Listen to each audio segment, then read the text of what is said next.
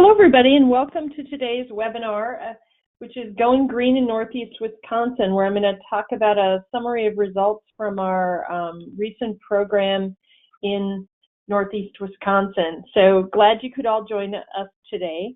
Just as a bit of an overview as I start, for those of you who aren't familiar with us, Cool Choices is a nonprofit. We work with businesses and whole communities to encourage sustainable practices in a way that can help form culture change around sustainability. Our aim is to really help you create a culture where everyone is part of the effort to have a sustainable culture where sustainable practices are the new normal. So I'm delighted you could be here today. We're going to talk today about this project we did in Northeast Wisconsin, and I want to start by kind of explaining how it happened. So in 2017, we had a grant from the McKnight Foundation. It was part of a bigger grant to a group of environmental entities to help jumpstart sustainability efforts in different parts of Wisconsin. And we'd done a program in Waukesha County working with the County Workforce Development Board there and a number of local businesses to implement Cool Choices across those businesses. And late in 2017, some businesses in the Fox Valley, which is northeast Wisconsin, for those of you who aren't familiar with our geography, I'll have a map in a minute, approached us and said, hey, we're really interested in that community scale model. Could we do something in our region? And that led to some conversations with entities in those Fox Valley leaders, facilitating some discussions that ultimately ended up with us having a partnership with New North. New North is the regional economic development entity for Northeast Wisconsin, and so this includes Green Bay, home of the Packers. That Northeast Wisconsin corridor has a long history of manufacturing. It's a strong kind of industrial powerhouse, a number of financial services companies located there. And New North, essentially their quest is to do things that help create a thriving community where businesses can locate and find employees and be prosperous, and the whole region prospers. And so in this case, New North was really interested in partnering with Cool Choices to bring a program to those businesses in Northeast Wisconsin. So we created that partnership, and I tell you that story because I'm going to kind of return to this theme a couple of times of ripples. So the way the program unfolded, for most of the participants, they first heard about this regional Cool Choices program from New North. So they heard from the deeply trusted economic development driver in their region that there was an opportunity for businesses to engage their employees around sustainability. As businesses signed up, their employees heard about the program from someone inside their organization, typically a sustainability lead inside that organization. So at each level, we're leveraging local partnerships. We're the impetus, and certainly in each of those cases, we were, when New North was sending information out, we were providing them templates to start from for that information, but we wanted that to be their voice to their constituent, to really have that deeply credible way of spreading this message, kind of one ripple at a time there. And this is a quick summary of the businesses that ultimately signed up to participate. So some significant manufacturers in the region, a couple of nonprofits, a church, a nice mix of entities across the region, names that are very familiar in that part of Wisconsin, and indeed nationally in some cases. In addition to those business partners who were committed to participating and engaging their employees, and I'll talk a bit more about how that worked, we also had some terrific sponsors. A kitchen and bath store partnered with Kohler so that participants could access these terrific cash savings on certain bath products. water smart bath products. And then the statewide energy efficiency and renewable energy program also partnered with us, and we promoted some of their offerings. So all of that happened through a Cool Choices program that worked much like other Cool Choices programs. So the businesses encouraged their employees to sign up. Employees signed up, formed a team, and then over the course of 6 weeks, they reported on a daily basis their sustainable practices at work and home to earn points. And there were leaderboards, and there were fun photos, and all the stuff that makes a Cool Choices program cool and fun across this region. Part of what's noteworthy in this case is how significant the savings were. So we had 1,300 players who reported more than 77,000 actions, and you can see some of the savings summary here. $500,000 of savings that were reported through the platform. One of the things that's significant about the way we're doing this, so we're not just saying, oh, people did something. Indeed, when people participate in a platform like Cool Choices, they're telling us exactly what they're doing. So we can break this down in a variety of ways. I can talk about, for example, some of the actions that a high proportion of players reported taking, like, and this gives you a good sense of the sorts of things that are in the platform. Drinking tap water instead of bottled water, a number of smarter driving habits, replacing light bulbs at home. So a variety of things these are all things that a good portion of participants reported doing. Additionally, in our platform, when someone reports an action for the first time, we're asking them whether they were doing that before the game started or not.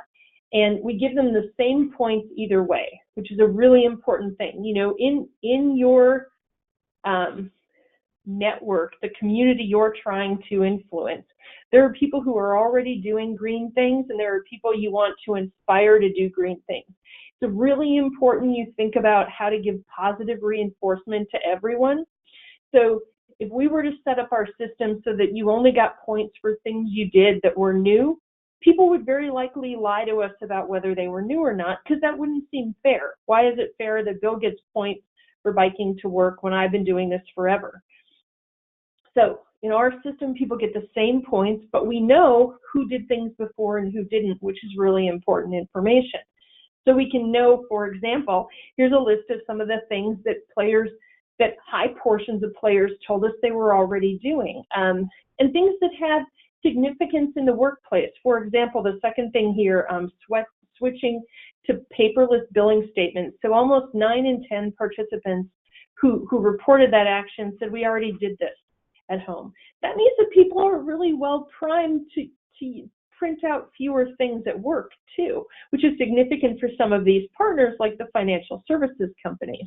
You can see a variety of things here. Again, the sort of drink tap water instead of bottled water. 80% are saying they're already doing that. It's a pretty good sign that maybe bottled water isn't a thing that a workplace needs to offer to people. And so you understand where people have already made a transition in their own lives that creates a leverage point for the workplace. On the other side, you also can see which things people are doing that they weren't doing before. So here, encouragingly, we see a lot of things about transportation.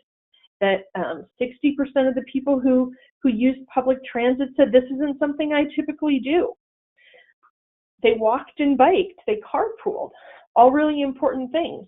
They adjusted their TVs and their refrigerators and their computers, did all these things that provide long-term energy savings, because they're not about, did I remember to do this again? They're one and done things. So those are some of those insights we can get from the way our data works that helps. And again, we're feeding that back to these organizations, giving them a sense of what's going on. Another thing that I think is noteworthy here is, so in a typical Cool Choices program, people get points for suggesting ways that resources can be saved at work. And I want to share a little bit of that with you just because I think it's always insightful, particularly when we've got this kind of a big and diverse cohort. We'll talk about a couple of categories. Relative to reuse and recycling, one of the standouts is, I always think when we do these games in the Midwest, there's a way that Midwesterners are deeply pragmatic, and it kind of makes us crazy when there's waste around us, and you see that resonate through some of those comments. People are really ready for their workplaces to be getting rid of plastic. They don't want to see water bottles. They don't want to see plastic silverware from the caterers. They're really ready for those changes to happen. There's a lot of awareness around those issues right now, so there's some interesting opportunities for sustainability leads to think about how to leverage that momentum. We also heard a lot about people noting that even after all of this time and effort around recycling, there's things their companies could do to make recycling easier. That sometimes it's confusing what the rules are at work versus the rules in people's homes, that there aren't always recycling bins next to trash bins. People want more composting, lots of kind of those messages there. Also was really struck in the ideas from, and this is across thousands of ideas from these participants, that there were, people are really thinking about reuse too, and really how to creatively move some things out of the waste stream. So lots of interesting ideas there. On the waterfront, as is almost always the case, the kind of number one set of comments we get are about bathroom fixtures. And that's one of the places where employees interact with water using systems at work. And if there's a faucet in the women's room on the floor that I use that's always dripping, it kind of doesn't matter what else that sustainability team is saying to me about what's important to the organization. I just keep seeing that dripping faucet. And it just is always, I think, a good reminder that we've got to get rid of those kind of blatant examples of waste that make people doubt your bigger message, and recognizing, of course, that faucet, particularly, we had industrial partners here. That's not the primary water use in their facilities, but it's something people see maybe multiple times a day, and so it merits paying some attention to it. I think the other place I would see that is landscaping. Folks talking about why are the sprinklers running when it's raining? People only need to see that once to really have skepticism about what's going on. So thinking about how you frame opportunities and really try to make sure that you're walking the talk in ways that reinforce those values. Just share one more set here around energy. So we saw that people were doing a lot with their thermostats at home. There's certainly frustration about thermostats at work, that they're set too cold, that people are using space heaters. Similarly, lighting. Again, people are implementing really high levels of people implementing LED lights in their homes. They want to see more of those lights in the workplace. They want to see their employer looking at solar panels. They're excited about this technology. They would like to be proud of their organization as a leader on this. And then there was a whole category of things in energy that kind of just really fascinated me, that were mostly about people saying, there's a bunch of stuff we do that you should just not let us do anymore. You should, have fewer vending machines and make us walk a little further to them. Have fewer printers and we can walk a little further to the printers. Tell us we shouldn't have space heaters under our desks. Fix the thermostat, definitely, but then, work with us to eliminate the space heaters. And this, of course, is just a huge opportunity for these sustainability teams. They're getting back these suggestions, the suggestions specific to their workplace. And, it's not the case, of course, that very probably someone on the sustainability team thought before about, wow, is there a way we could consolidate printers? but those issues can be complicated. It can get political to do those things. With these suggestions from employees, it creates, I would say, kind of a safe environment for green teams to come back to that and go, wow, one of the things employees suggested was that we consolidate some printers. Let's have a discussion about how that could work, kind of thing, and really building that momentum around that as an opportunity. The other thing we asked for suggestions on in this, because it was community scale, because we had these multiple companies all participating in the same game, was we asked people for thoughts about how their community could help them reduce resource use around energy, around single person transportation, etc. And we heard some really kind of consistent themes there too. You know, there was a lot of support for the need for more infrastructure around biking and walking and transit. Some people complained that the bus didn't come to their workplace. A lot of concern about where there weren't bike paths and how safe that was. Akin to the comments about workplace, people really want to see their communities adopt LED streetlights. People are really excited about, I think LEDs is one of those technologies that every once in a while we have a, you know, it's way more efficient, it's way more durable, it's become increasingly affordable. Folks just want to see it implemented all around them. Akin, you know, to some of what I talked about before on recycling in their communities, they want more convenient recycling. They want bigger recycling bins. They want recycling centers that are open more hours. You know, all of this kind of make it easier for me to do these things, sorts of suggestions. Relative to water and interest in rain barrels. And I think overall, the pervasive theme on the community scale side was really they want more community engagement. There were lots of suggestions about ways their communities could educate them, opportunities to interact around data, opportunities to celebrate what people are doing right. Folks have just, I think, a lot of hunger for how do we do this together going forward? Let's make a difference. So all of that is very encouraging. The other piece I want to quickly share with you is a little bit of the survey results. So in just as context for this, whenever we implement a program, we do a baseline survey and we do a post-program survey. The baseline survey happens as people are signing up and forming teams, and our aim there is to really get some basic demographics and to understand kind of what people are thinking, where their attitudes are coming into the program. And then at the end, we're doing a post-program survey where we're repeating some of those attitudinal questions to see what's changed, and we're also just getting some feedback in a more broad way.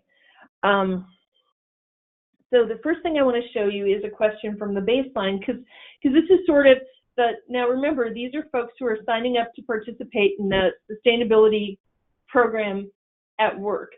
So we asked them in the baseline how their household compared to similar homes in their community on kind of 4 categories. And the important thing for you to see here is that people, you know, this very small orange bit is the portion of people who thought that they used more household energy or more gas or had more waste or used more water than comparable homes. Mostly everybody thinks they're the same or that they use less than everyone else. There's a decent percent that aren't sure, maybe because they know I talk about these things. But you see coming in, folks are pretty comfortable that I'm not the problem.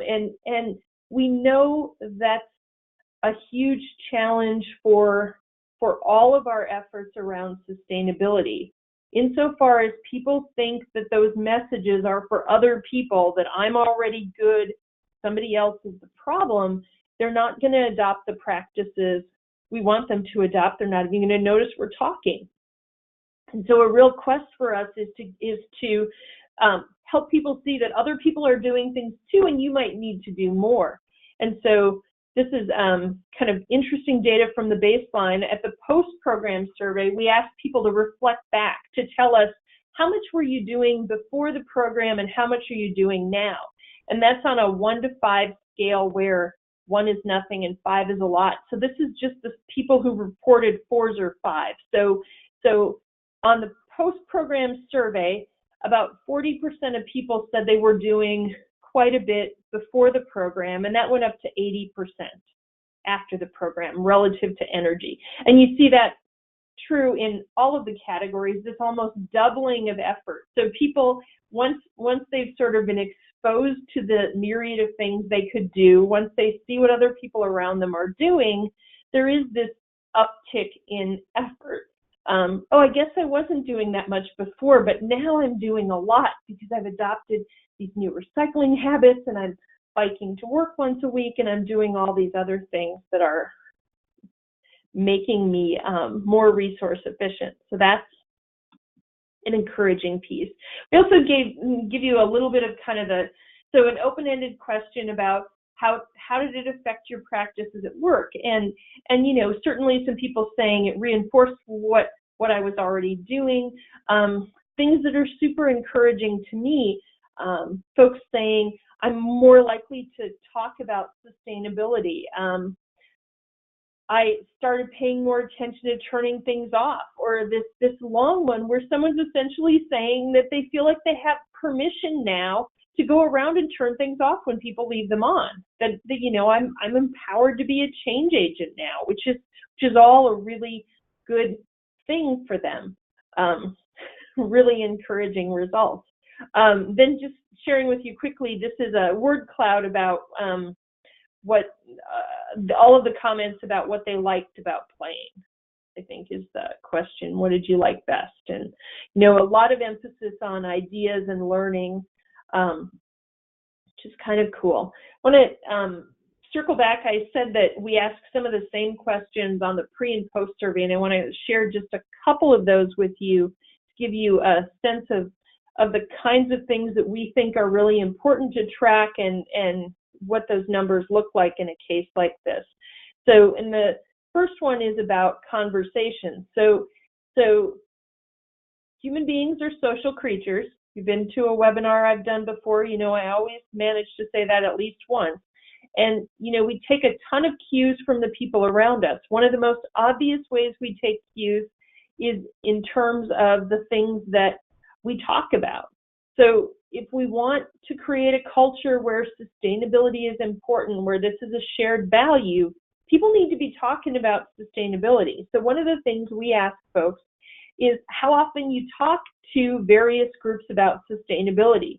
And there's kind of a bunch of data, but the simplest way to look at this is to go, so what portion of people in the pre and post talked at least weekly about sustainability with various groups. So if you look at this first 2 sets of bars, in the baseline, just over 20% of folks said they talked at least weekly with their coworkers about sustainability. And that goes up to about 45% in the post-program survey, saying they're talking to their colleagues at least weekly about sustainability. That's incredibly important. The doubling of those numbers means people are having these conversations a lot more. It's also significant to me that over here the friends conversations are doubling. People having those conversations, hey, I learned this new thing about how to drive more sustainably, I'm saving money in gas, that they're sharing with friends, is a way to go, I'm someone who cares about sustainability, I'm someone who's adopting sustainable practices.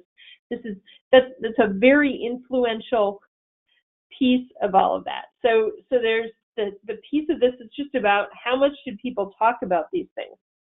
And we're most likely to talk to folks when we think they share our values. So one of the other questions we ask is on a agree to strongly agree to strongly disagree scale, how important is sustainability to particular people around you? So we start out with, you know, sustainability is important to me.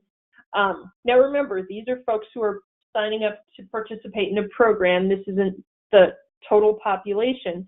But you see, and again here, significantly, just over 50% of people thought sustainability was important to their coworkers in the baseline. By the post game, that's approaching 70%. That's moving across the sweet spot. If I think less than half of the people around me care about this issue, I'm not going to bring up an idea about how we could save energy. That's going to make me seem like a geek. And I know that's a hard thing to say because we're all geeks. But for everyone that we're trying to influence,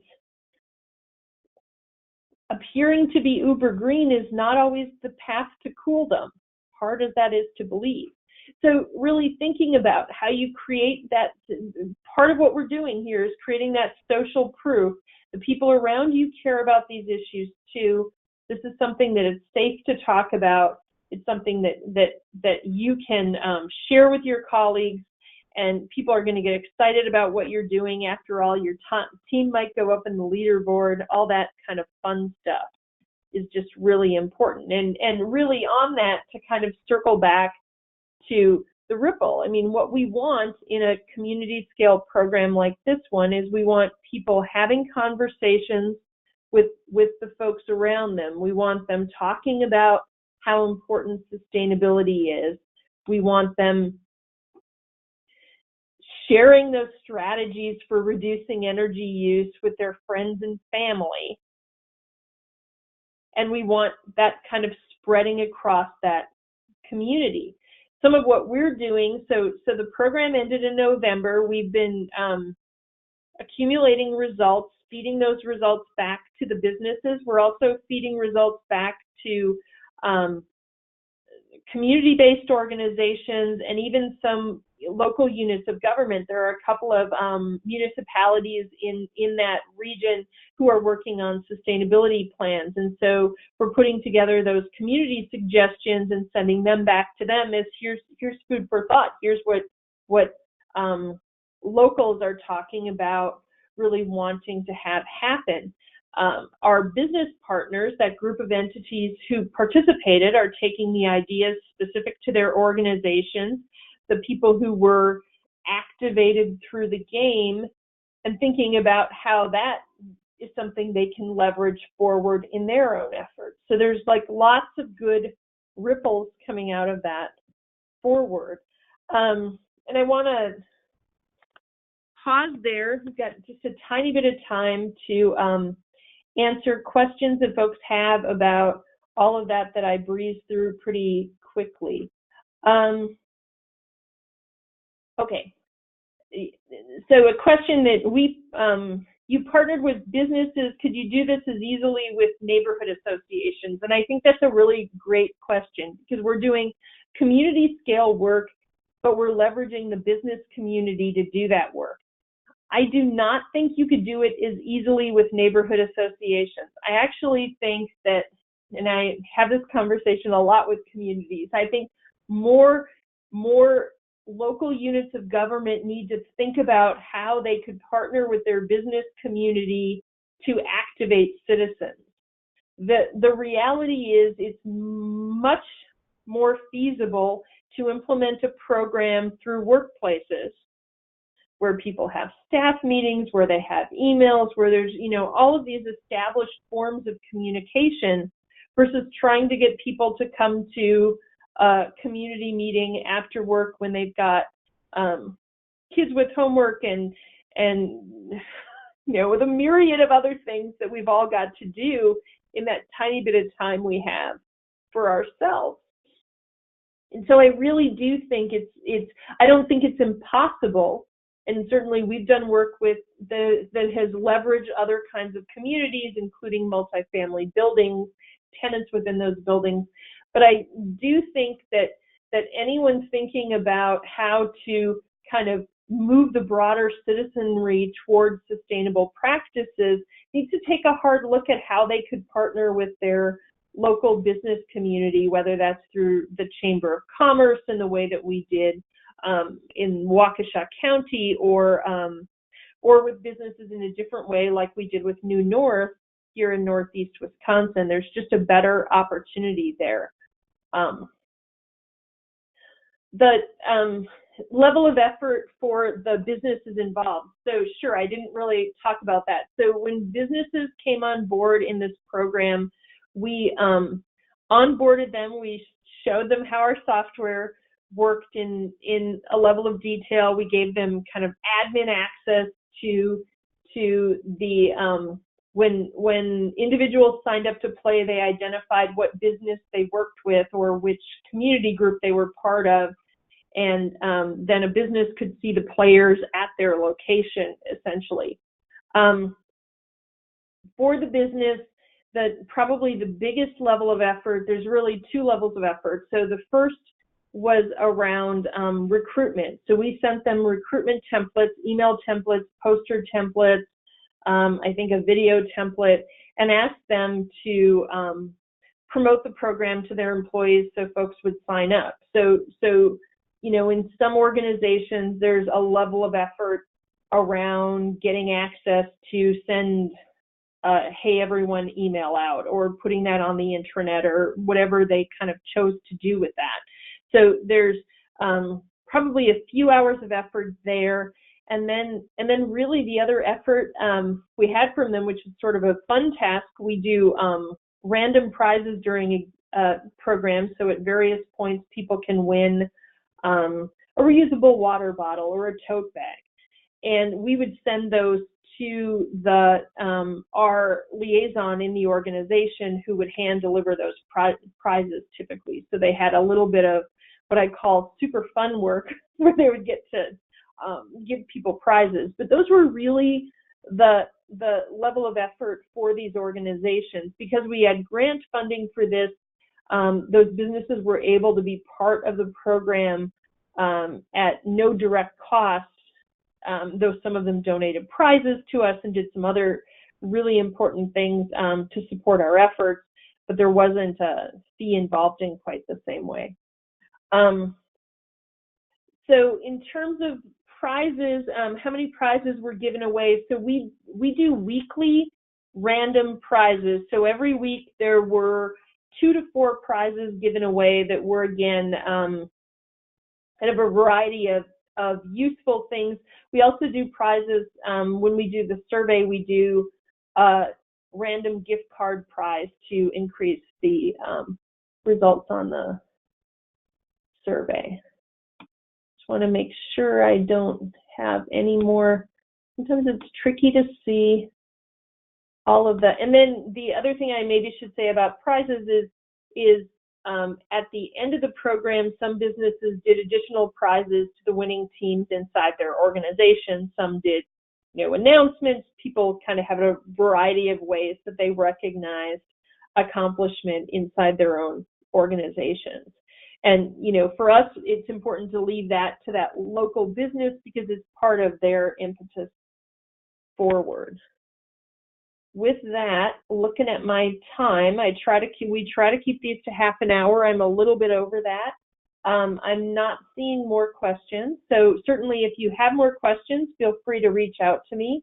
Otherwise, thanks for all that you are doing to make sustainability happen in your community or your business, and have a great day.